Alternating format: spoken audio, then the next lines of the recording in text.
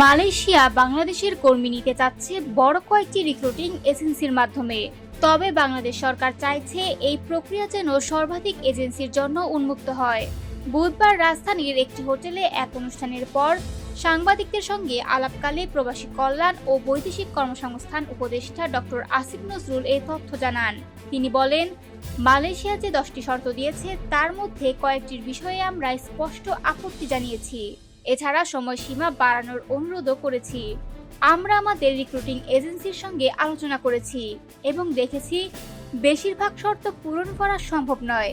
এই শর্তগুলো যদি জোর করে প্রয়োগ করা হয় তবে শুধু কয়েকটি বড় এজেন্সি সুযোগ পাবে, যা আমরা চাই না। আমরা চাই সুযোগ যেন সর্বাধিক রিক্রুটিং এজেন্সির জন্য উন্মুক্ত থাকে। উপদেষ্টা আরও জানান, বাংলাদেশ সরকার মালয়েশিয়ার সঙ্গে কূটনৈতিক আলোচনা অব্যাহত রাখবে যতক্ষণ না শর্ত শিথিল হয় এবং শ্রমবাজার সর্বাধিক এজেন্সির জন্য উন্মুক্ত করা হয়। তিনি আশা প্রকাশ করেন, মালয়েশিয়া বিষয়গুলো বিবেচনা করবে।